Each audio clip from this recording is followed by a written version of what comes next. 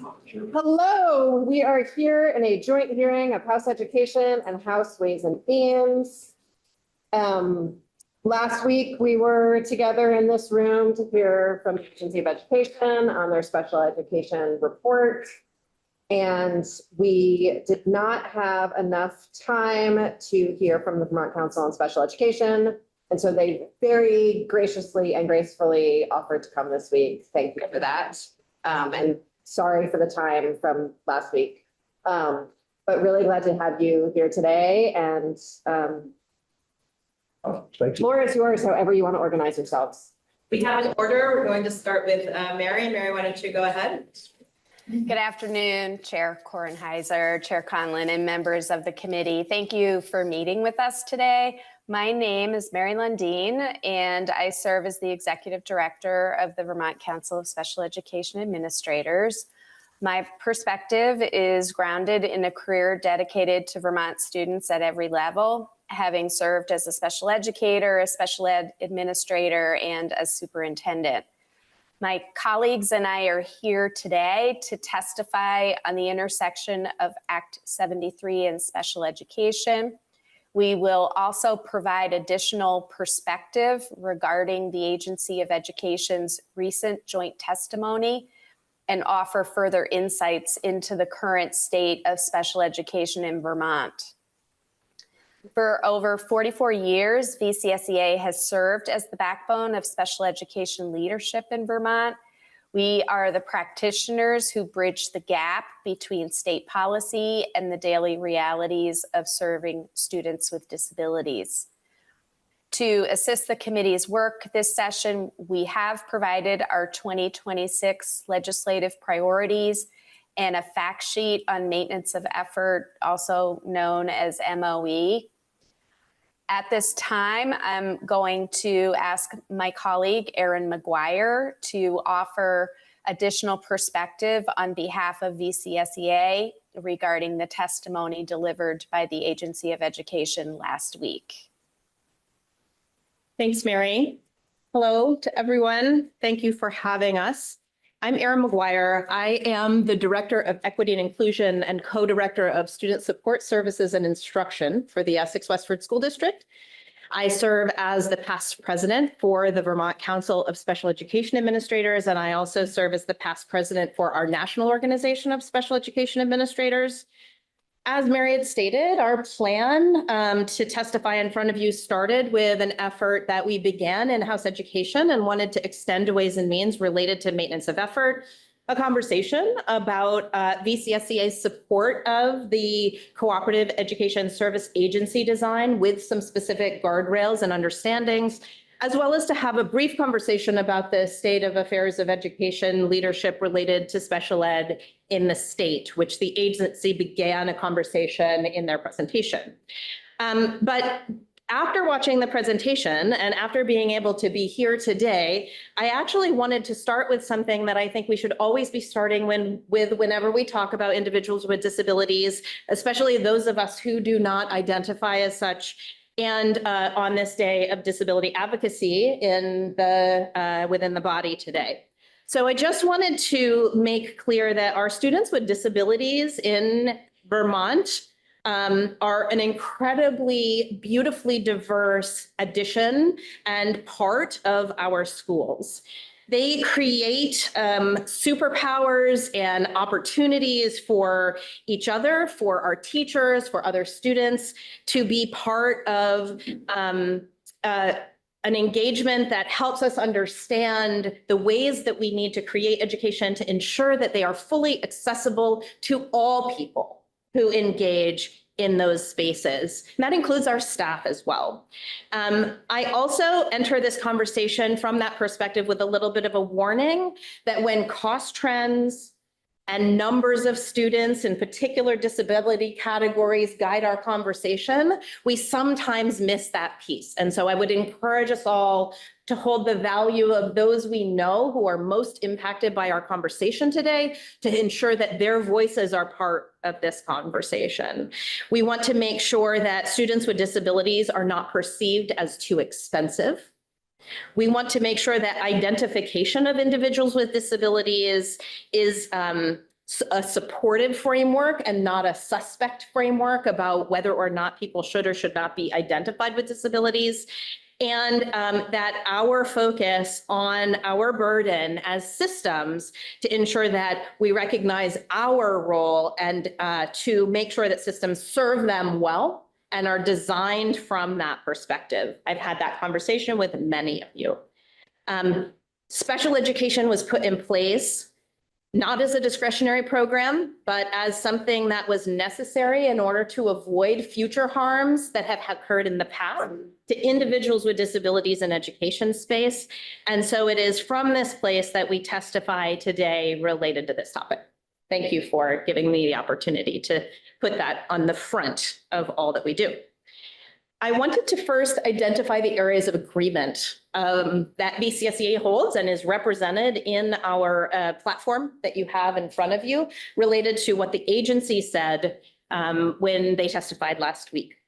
First is that Act 73 has not been fully implemented. We've been involved in this conversation with the agency for some time as VCSEA, and part of our platform, and one of my colleagues will speak more deeply to it, that we must finish what we start. We also agree that service continuums need strengthening, especially in rural contexts where there may be a lack of service available for students with disabilities. In the Essex Westford School District is very different than where I grew up in Rochester, Vermont, and what might be needed in that environment. We also wanted to agree, and actually, I think it's important to note that I think our testimony in Senate Education helped spur us into a conversation with the agency that resulted in a slide in their deck about maintenance of effort. You heard Mary reference that at the beginning. My colleague Chris Benwell will speak to that more deeply. We also agree that the Director of Special Education is essential to elevate that position with the agency. I'm going to speak a little bit more to the state of leadership in special education in a little bit. And we do agree that that position should have never been placed down into the lower levels of responsibility in the agency and has a place in the Secretary's cabinet to help lead the 16% of investment that this state makes in education dollars to students with disabilities. And then we also agree that there is, in some places, a heavy reliance on contracted services in the state for special education. That needs to be considered. We need to think about where that makes sense and where it doesn't. These are not binaries. This is not yes or no, but whether or not the current use of contracted services makes sense, and also the role in which independent therapeutic schools are playing in our continuum, valuing those and thinking about our future related to students who need separate schools that are therapeutically designed in order to meet their needs based on the IEP determinations. And lastly, we also agree that looking at the in-school continuum, what's available in a school for students with higher level needs, are something that we need to consider. I start with our places of agreement. I will share that there are some areas of concern, and part of this has to do with what we say and what we don't say, and the data that we elevate and the data that we don't. First, what I would say is an overarching worry about the report that was flagged by VCSEA in our policy sprint team that works to support the agency in the development of the report. If you review section 29 of Act 73, it's not that long. If you take a look at the questions that are in that section of the law that you all passed, the answers to the questions are not fully captured within the report. There are a number of missing pieces. I want to share that the reason, from my perspective, that those pieces are missing is because the agency indicated that they did not have the data nor the capacity to gather the data necessary to answer the questions that were in Act 73 under Section 29. I agree with the agency that they do not have the expertise or the capacity to gather the information necessary. I do want you to know, though, that VCSEA spent a half a day in a retreat this summer developing a list of data points that we thought might be helpful under all 10 sections of Section 29 to help the state think about how do we answer these questions. They are important questions to answer in order to understand how we do or do not shape policy in special education going forward. We also feel like there is missing information from the presentation related to the increase in special education costs over the last 5 years compared to general education costs or all education costs. I want to notice a sentence in the report that recognized that special education from 2020 forward has risen 12%, and that total education expenses have risen 37% since then. That to me is actually pointing to an effort to keep increases down in special education. And I'm not sure it's fair to describe the special education as some substantial cost driver in education, given that one sentence that's in the report. I'm not sure why that doesn't show up in the dialogue as we unpack the report, but for me, it matters. It doesn't mean that we shouldn't look at efficiencies. It doesn't mean that 12% is fine, but what it does mean is that 12% is not 37%. And I wonder about where we need to focus in order to address rising cost. It is very important to VCSEA that we do not take the 800 students in Vermont who are our most vulnerable and most needy students and then try to describe them as part of the affordability problem in Vermont. It's not fair and it's not right, but it is part of what is happening, and we need your help and we need the agency's help to make sure that that is not the narrative that we're creating. Now, what I would say is I don't think that was intentional on the agency's part, but I do think that when you click on the question at the end of the report, where it asks for the cost drivers and you click, the only place it goes is to the extraordinary cost measure. That extraordinary cost is about 3% of the education spending. Again, our neediest population. They need us to support them. They need us to make sure the continuum is present to make sure their needs are met. And so the presentation of that information feels important.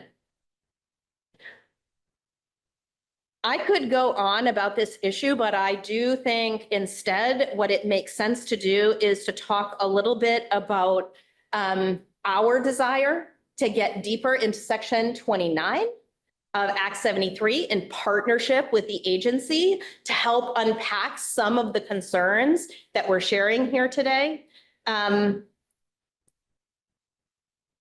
Presenting data without meaning are just numbers. Counting students and counting dollars does not tend to result in reason why things are happening the way they are. And so if our agency is limited to counting students by disability category, counting students by district, and then how many dollars are spent, we are not likely to get to a real quality outcome that helps us think together as policymakers about what we need to do. And VCSEA stands ready to help with that. I'd like to shift my attention to some challenges that we're having related to special education leadership in Vermont. The agency mentioned the issues of an open position of a special education director in the state, and I'm grateful that they are elevating that position to an hourly rate that maybe will attract some folks who hold the expertise necessary to be a lead policy decision maker in special education in the state of Vermont. Our children deserve it. Our administration deserves it. You all deserve it. And I'm hopeful that we will find someone. We have had 5 different directors since 2017. There are many reasons why those directors have resigned. I could go into that. I don't think that would be appropriate here. The last director left a few months ago. An interim was named and has resigned. The number of people working in the special education department at the agency, I'm not really sure of the number, but what I'm hearing is that it's about 50% staff right now without key leadership positions. I think Secretary Saunders and Dr. Davis are doing their best. Charter Schools USA is not a place where you would gain a high level of expertise in special education. I think she's doing her best to gain that expertise. She's leaning in, she's listening to us, she's talking with us. I'm not here to create finger pointing. Dr. Davis has been incredibly collaborative with us, trying to figure this out. I think the MOE issue coming forward is a great example of that. And I think they're being put a little bit in an impossible situation to respond to Section 29 of Act 73, given the current status of special education staffing at the agency. I think the report reflects this. I think the framework of an action plan that was presented reflects this. I'm not sure what to ask for to help them. We stand ready to support whatever is necessary to be in support. I would like to share with you that I have spoken with disability advocacy communities, including the Vermont Family Network, as well as members of the State Education Advisory Panel, who have similar concerns about voice, about engagement, about what is showing up as an outcome of those engagements from the work. And I think we need to reconvene, figure out how we're going to get you the information that you need to make good decisions. And in the meantime, I think we really need to be careful about cutting funding for special education. There are a couple of reasons for that, many of which I've already referenced, but there's also a legal reason not to do it, which my colleague is going to speak to. Lastly, I want you to know that a group of people, including some special education directors, parent advocates, individuals with disabilities, have come together to do some development work on some possible bill language to support both the MOE issue, some needs around the guardrails related to cooperative education service agencies. And you will be receiving that information over the next couple of days to see what that body of work is. I think when we do our work collectively, it makes a big difference. Instead of special education directors and teachers and disability rights advocates and individuals with disabilities sit separately, it makes much more sense for us to be together, doing this work collectively. And it was incredibly powerful to be part of that group and find our way forward together in agreement on almost every issue. There may be only one outstanding that we didn't find our way to, but that information I think will be helpful. In order to make sure there's time for questions and my colleagues to present, I am going to go ahead now and turn the floor to Chris Benway, who is here and is going to speak to MOE. This will be a little bit of a repeat for House Education, although it doesn't seem like we can talk about this enough, honestly. There's been a lot of confusion with legislators on both sides of the aisle as we've had these conversations. So we are going to just speak to that, albeit more briefly than when we were presenting in House Ed. Thanks for having us. Thank you, Erin. Good afternoon. I'm Chris Benway, and I'm president of VCSEA and director of special services for SVUVT, which is located in Fairhaven, Vermont. I have served in Vermont in special education as an educator and an administrator for the last 34 years. Also worked in community mental health and in higher education, supporting teacher prep programs here in Vermont. And it's from that perspective and that experience and vantage point that I offer testimony on behalf of VCSEA. As Erin mentioned already, we're really appreciative of the time that you've committed to hearing our testimony today. And since we already have met with some of you, we're not going to repeat the details of the previous testimony or about our concerns with regard to funding of special ed and the conversations about new funding formulas for special ed and new funding weights potentially for special ed. We spoke to that in our written testimony and the concerns there. So I'm not going to go into detail other than to repeat our ask, as we know it's under study, that the weighting formulas are considered. We don't develop something that is a weighted system based on disability. As Erin spoke to earlier, we do not want finance issues to be tied on the backs of students with disabilities. And we don't want to create any competition for funds. So our legislative ask is that with regard to a weighting formula, when options are considered, we do not look at a weighted system based on disability. We need a system that will allow districts to maintain their maintenance of effort and not create competition for funds between general education or a foundation formula and special education. MOE we spoke to earlier last week in a couple of different legislative bodies, and it's imperative that we have clear legislative oversight for the federal maintenance of effort requirements. It's essential. Without that proactive management, the state faces significant fiscal vulnerabilities. Vermont school districts cannot afford to lose their federal funding, and many could not operate in absence of it. Idea Part B, general grant funds are allocated to school districts specifically for the use of supporting students with disabilities. A district is required to both budget for and spend the same amount of state and/or local dollars from one year to the next. And districts are prohibited from using federal special ed dollars to reduce the amount of local or state money spent from one year to the next. It's referred to as a non-supplanting rule in special education.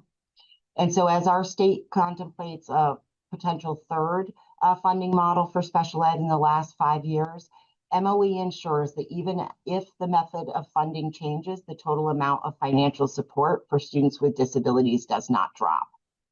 In other words, it provides a level of fiscal stability for LEAs to serve students with disabilities, with some limited exceptions that are identified in the handout that we provided.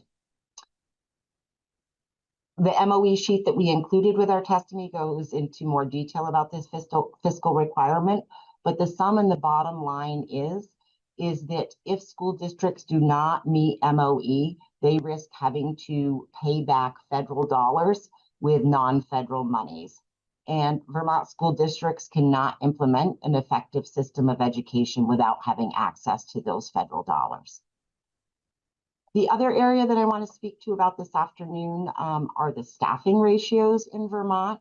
That's received a lot of attention. Vermont takes great pride in our inclusion of students with disabilities in general learning environments. We have some of the highest inclusion rates in the country, with over 82% of our students being included in general ed environments 80% of the time or more in terms of being in general ed environments. And it's an area of great pride. It's far beyond that of the national average, which is in the high 60s, around 67%. However, we have to recognize that our success in inclusion, or our ability to include students, is not prefaced on our ability to create inclusive environments, but rather it's done through the use of para-educators to support our most complex students. As a result, we have a high number of adults that are supporting students in our schools. This isn't new information. I'm not telling you anything that you don't already know. I'm not telling you anything that wasn't in the DMG reports of 2017, 2018, things that precipitated the creation of Act 173. Those different artifacts spoke to the over-reliance and the overuse of para-educator support in Vermont, and the need to strengthen the delivery of first instruction, of universal instruction for all learners, and to ensure that our general education classrooms are designed to meet the needs of all those learners. So really our ask is that we finish what we started. We had some good legislation in 173. We had some good ideas.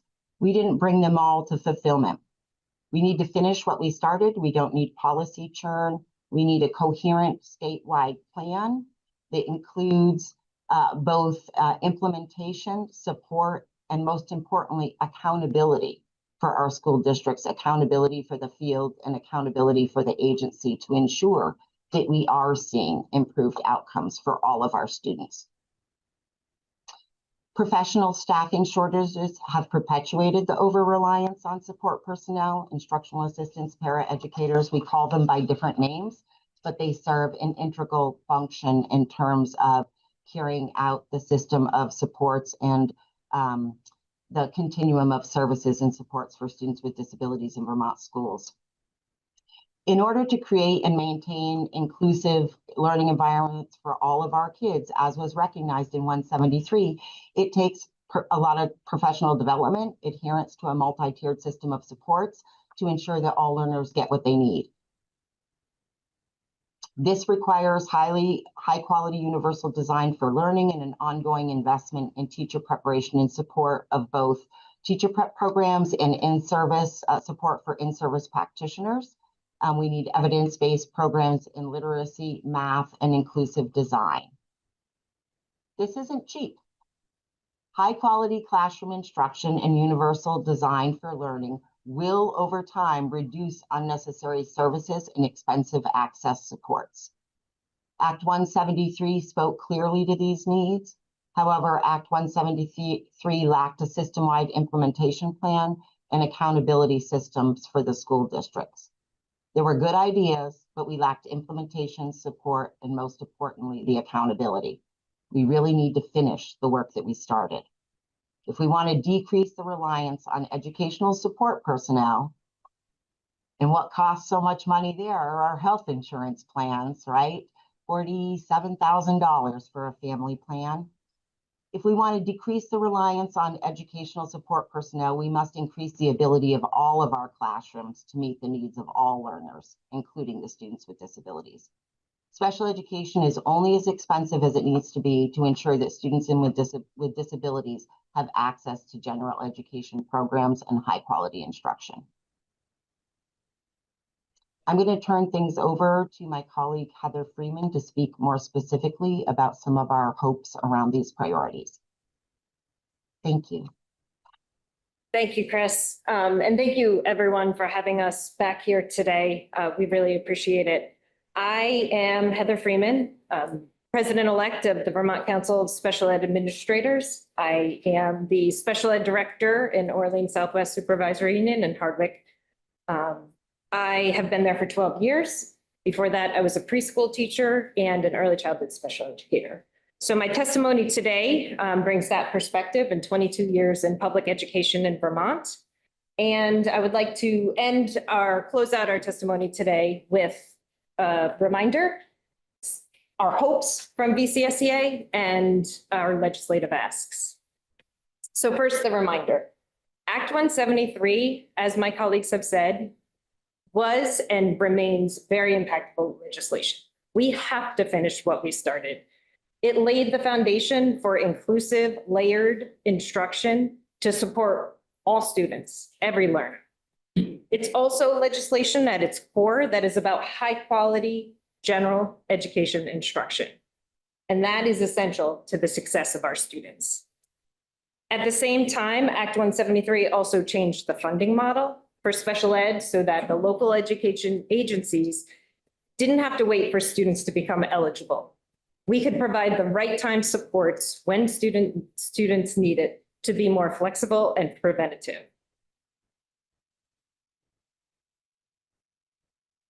Next, I want to talk about our hopes. So VCSEA hopes that all of Vermont schools can realize the promise of Act 173. Again, we want to finish what we started. This looks like all students from pre-K through grades 12 across our state accessing high quality general education instruction to gain those essential skills they need. This also looks like general education and special education silos being dissipated and having the conversation focused on high quality instruction for all students. This also looks like funding models that support all students and don't create unnecessary divides between various stakeholders. And it looks like strong content-specific, knowledgeable leadership at the Agency of Education that works collaboratively with the superintendents, the principals, MTSS leaders across our state. I'm going to wrap up with our legislative asks in regards to Act 173. And the first one is that leaders and practitioners in our state need a clear implementation plan from the AOE so that each SU or SD can find an entry point into the work. There is significant variability across the state, depending on the SU SD's leadership, depending on the staffing, the resources, the prior work that SURSD has done on multi-tiered systems of support. And we feel that the implementation plan should include a multi-year funding plan and map for consistent professional development. The field is craving that, they need it. We need coaching in multi-tiered systems of system of supports that is available for all roles in the system that support students. And that plan also is needs to be guidance for the implementation of an MTSS framework with fidelity. So our second ask is around requiring all supervisory unions and supervisory districts to produce Act 173 annual implementation reports that verify the fidelity of a robust MTSS system. Our third ask is to require legislative boundaries in decision-making to ensure that new mandates don't outpace the field capacity to implement the good ones that have come through. And finally, our schools and our students need consistent, content knowledgeable leadership at the agency of education. There has to be that capacity, that expertise, and the effective stewardship at the state level for our students to reap the full benefits of Act 173 implementation across our state. With that, I'll invite Erin back up and we will open it up to questions. Thank you for just like incredibly comprehensive, clear, specific, well choreographed testimony, just a starter. Thank you. So one of the foundations of Act 173 is the Census Block Grant. And as you were describing the increase in spending overall and the increase in special education spending, of, I think 37% versus 12%, I wonder if that's a result of the implementation of the Census Block Grant and isn't actually capturing all of the costs.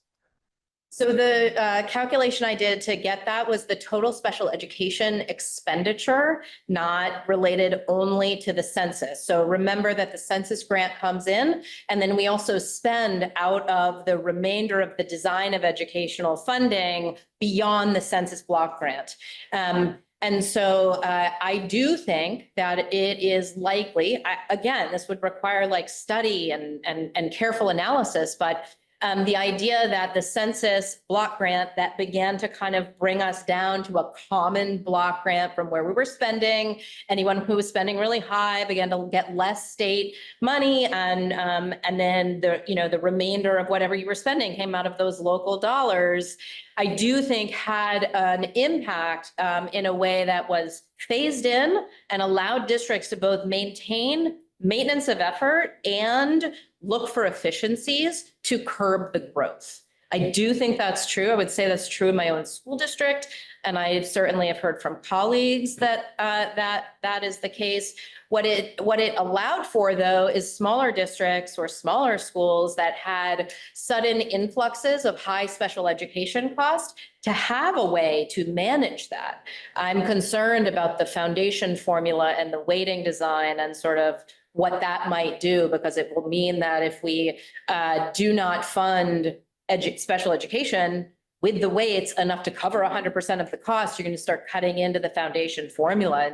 And that's going to put that competition that Chris was speaking to. But I do think that the glide path that you all created in Act 173 for the census model was helpful to curb cost. Do you think that the Census Block Grant is the funding model that should move forward as we move into revamping how we finance it? It would certainly satisfy maintenance of effort, maintenance of financial support. Well, it would if you put the census at 100% of the obligation, and if you also implemented the foundation formula. So keep in mind that with implementation of a foundation formula for gen ed costs, you're going to need to create some design that covers 100% of the special education cost. And currently, the Act 173 census cost does not do that. It basically covers, we'd have to look at the report. I think it's around a little over 50%. So the amount of total special education spend is like a lot more than the census block grant. But we knew that when we went in. But it didn't, we didn't have the MOE problem because we had another way to generate enough funds without then cutting into general education to meet maintenance of effort while also on this glide path, recognizing where individual districts were. And so what, to follow up on those exact questions, and I think some of the thinking of moving to a weights for special education, I understand that the particular weight that is in the bill was far from ideal and very much heard that and are sort of studying a weight on your recommendations. That the census block grant was not sufficient because the general fund dollars would not be available in the future. But what I hear you saying is that you would likely like us to explore ways to reshape that census block grant when paired with foundation formulas rather than moving to a weight. I think BCSEA remains open to the recommendations of, I believe there's a national expert being sought by the Agency of Education to take a look at the different funding models. What I would ask is that you all put a guardrail on that, that the design at least meets maintenance of effort. Keep in mind, if you maintain your funding and we go up 7 to 12% in healthcare and 3.5% in salaries, then maintenance of effort is not covering the increase for special educators either. I mean, that's just true for everyone. But if you were to put a guardrail on that, we will not create a funding design that will put local districts at danger of risking their federal funds. We've been in a reimbursement model. We've been now in a census block model. And if you really want a weighted model, I mean, VCSEA is not like, no, don't do the weighted model. I mean, we're open to a dialogue with experts and policymakers to think about what makes the most sense under the circumstances. But whatever you do, please make sure that special education and general education are not in competition for dollars, because that's a bad idea. And then 2, make sure that local districts do not get in a situation where they're not receiving enough funds to not meet maintenance of effort and then potentially risk losing federal funds or cutting general education programming. Right. That's our ask. Great. But open to a conversation, especially if you're changing the entire funding model. I think we would want to be thoughtful about what makes the most sense given the new funding design for special education. We don't want to close to those conversations at all. Yeah. So in a sentence or two, if you like, and I think you've already said as much, but full implementation of Act 173, what's it going to take? You want to start? Well, I mean, there has to be a clear implementation plan, right? We have been given this law and we have all done things very differently. There has to be guidance and clear direction from the Agency of Education around this. There has to be that, again, that strong content specific and knowledgeable leadership at the agency that can help steward the work collaboratively. And I think that a recognition that all of the school districts and supervisory unions are going to enter at a different point because we're all at different points right now, but there's got to be that place. And the coaching, like there has to be coaching for the field around this, right? And that accountability piece of reporting to the state. As a school district that's, I feel, has implemented Act 173, I agree with all of that. I would say very clear, common understanding of the design of a school in order to implement high quality first instruction that's accessible to everyone. The ability to understand tier 1 intervention that happens in that environment. The understanding that tier 2 is additional time and support to meet grade level expectations, and that tier 3 interventions are available to make sure that students who have gaps in their learning have services available to address those needs. And that we are very clear about students reading on grade level by 3rd grade. So just if you're looking for those like points of measure, I think we can help generate those. I think the law actually does a pretty good job of tagging those. And I think coaching and professional development for educators to be able to understand pedagogical practices as well as content-driven, standards-based learning to ensure that's happening has to be at the base. Does that help? Yeah. Absolutely, leadership. And again, just a reiteration of a funding model that really supports that flexibility to be preventative, right? A special ed funding model, whatever that looks like. The couple of us were talking after the AOE presentation the other day and sort of about this, we do really great for keeping kids in the classroom. And we're sort of above the national average, 80-something% of the time in the classroom. And then we're way above the national average in, outplacement, high cost special services.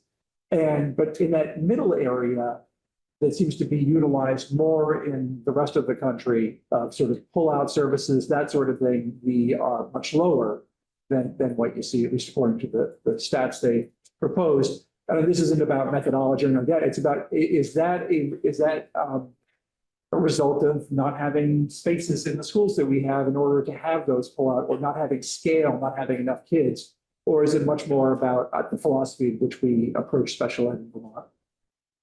I would say first that Vermont in 1975 decided that we were going to be highly inclusive when IDEA passed. We did not create separate settings. We used our public schools to bring individuals with disabilities to the access point of public education. And I think we've maintained that all the way through, and I think we should be proud of it. As a matter of fact, there's a study done by a private consultant agency that also focuses on staffing, so I'll predicate it that way, but Blazerworks found Vermont to be #1 in special education delivery in the nation. And I think it's part of this effort to ensure that the promise of IDEA to educate students with non-disabled peers to the greatest extent possible is what we live in Vermont schools, and we believe that.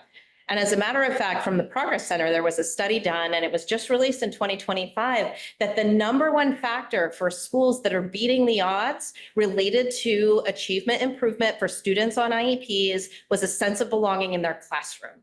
That is what made the biggest difference in that study related to the improvement of outcomes for students with disabilities. And so I feel like it's critical that we don't look at that data point and be like, oh, we're not having enough kids out.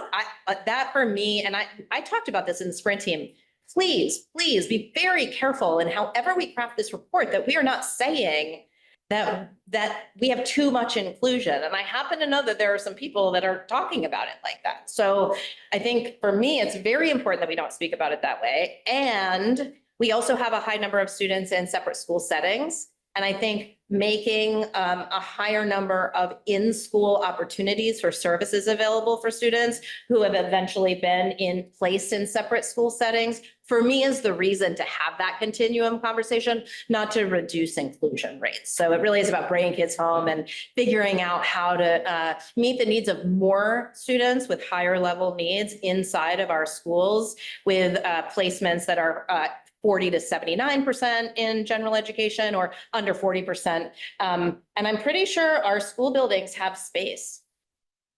You all might know better than me about that, but I'm pretty sure it's not a space challenge. The work is hard.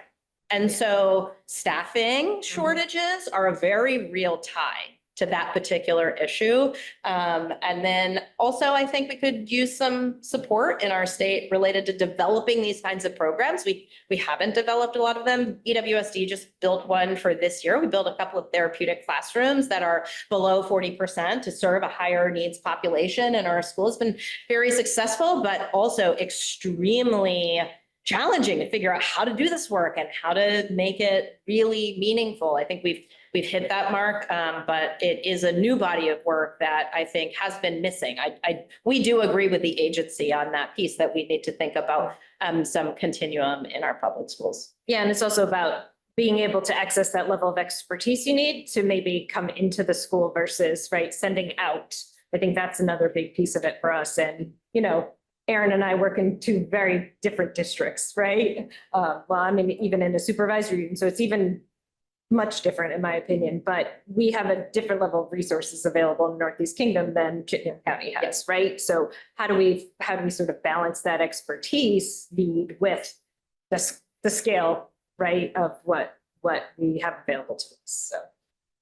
I just want to I make think sure. it's also important Oh, to yeah, add, sorry, to add to the conversation that I think it was recognized that we had a lower number of students that were in residential placements. And so as you see that residential number decrease, sometimes you see the out of district number increase.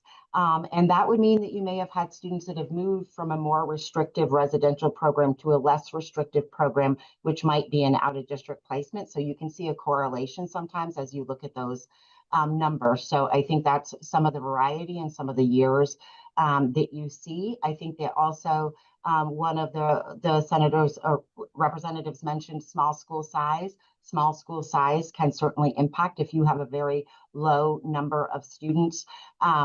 Also, the number of opportunities for students who need a higher level of care over the last several years has decreased dramatically in our state and around the country.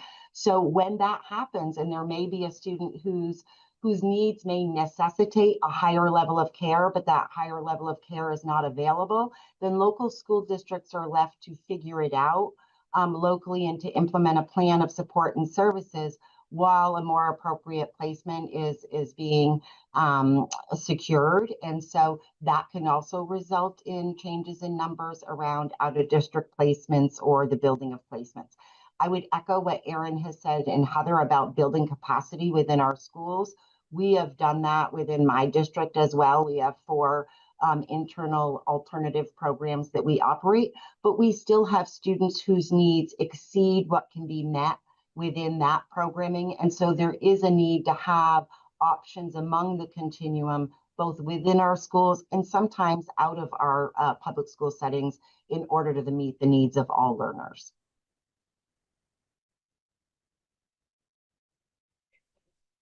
Yeah, go ahead, Erin. No, if it's a follow-up, you should go first. That's it. I just want to make sure that I am understanding, even though I'm wary of overly distilling, and I want to make sure I'm tracking what you're saying. It's outside of my own expertise. I have a lot of it. That some of the goal in sort of expanding practices related to in-school, out of classroom time would be to bring students back to their home school from out of school placements. It would not be to bring more students out of the classroom. Yes, that's my perspective for Yes, sure. Absolutely. Okay. Absolutely.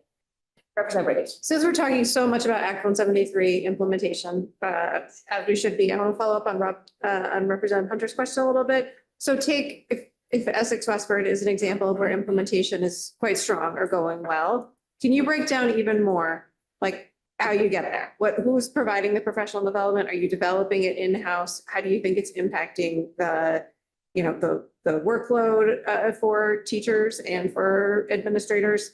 Where is it maybe being picked up in costs, whether those are time costs or actual dollar costs? So I would say that the first connection I would make is part of a rule change that happened in special education that said that we would no longer use the discrepancy model to determine specific learning disabilities and cause schools to need to determine specific learning disability either through a design called patterns of strengths and weaknesses or response to intervention. And EWSD made a decision when that choice was on the table that we would be 100% using response to intervention and developing a multi-tiered system of support that gave us the data in order to do that. And so we actually leveraged that rule change into systems change to support Act 173. Now that has passed, right? That moment of opportunity, and I don't know how many districts did that in the state, but that was just this moment of opportunity. And what it did is it caused us to say, through professional learning communities and through response to intervention, we will develop a clear system that will guide our school-wide schedules to make sure there is time, space, and support for students in the design and assignment of teachers based on expertise to be able to provide both high quality instruction and then those intervention tiers that I talked about. So that was a really important piece. The other thing that we did is we implemented an internal coaching design for teachers to support classroom teachers in having a colleague coach that would provide opportunity for them to learn skills that they might need to be able to participate in that environment. We did a lot of PLC training, how we use the 4 questions of the Do-4 model to be able to think about student learning. What do we want students to know? What happens if they don't know? How will we know? There are a series of things we ask ourselves. And so the professional development on that side was critical. And then lastly, I would say that the accountability structures in the district office to ensure that all principals knew and understood what we were looking for, both through a walkthrough design as well as through a data view, could see into progress monitoring related to the interventions that were being implemented. So those are the critical pieces. We were able to do that while at the same time last year, we actually held stable. We did not increase a single dollar year over year. It was very difficult, in the news a lot last year related to our budget. Because of that, we ended up repurposing a school building and closing a school, moving students to different grade levels. We also closed the Westford Middle School section of the school and moved those to, so there was some consolidation work. But through those very difficult budget conversations, we also held very, very tight to our instructional framework, which includes essential standards in academics and SEL, includes a quality accountability system through assessment. It includes a tiered intervention system, and all within a framework of high quality social emotional learning and equity driven classrooms and schools. And those are the 4 components of instructional leadership in EWSD that guide our practice every day. All teachers understand it, all teachers know it, and they are working together to always improve. We use a lot of teacher collaboration. There's not a go in your room and teach approach. And so I do agree though with Heather about the scale that we're at, right? We're a merged district. We're a single school district, which creates a very different kind of governance structure inside of a school district to be able to do this work. We are also in Chittenden County. And I want to be very, very careful about situating Chittenden County next to rural school districts in Vermont and acting like the work that is done in my school district should just be picked up in those environments. That is not fair. It should not happen, speaking as a rural Vermonter, right? That's not fair.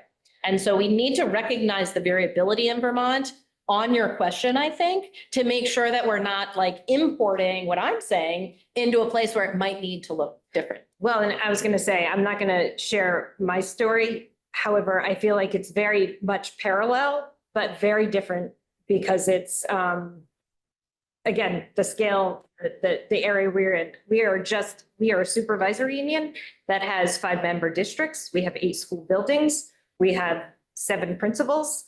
It is very tricky to have this level of coordination that is mandated at the SU level and then have that consistent practice in all of our schools, right? And it really needs to start with strong leadership at the Agency of Education. And again, back to that implementation plan of what needs to be done. Variability just in one SU next to the other up in the Northeast Kingdom. We have an MTSS coordinator that is an admin. The next one has an MTSS coordinator that is a teacher, right? And then there's one that's a district level employee and one that's a school level employee. Like, what is that role? What does that look like? It looks very different for some for each school and each educational facility.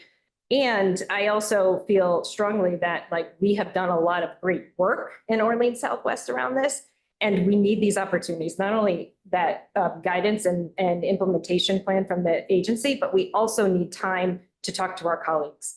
Because just listening to our colleagues and what the steps that they have gone through and what steps I have gone through, and then we can make those connections and adapt it for what we need. So we just need that time and that common professional learning. And we've done some of that together. I mean, EWSC presented at the VCSA conference and yeah, I mean, we're trying to find our way. Yeah. But unfortunately, whatever, and I worry that there's a blame in this. Yeah.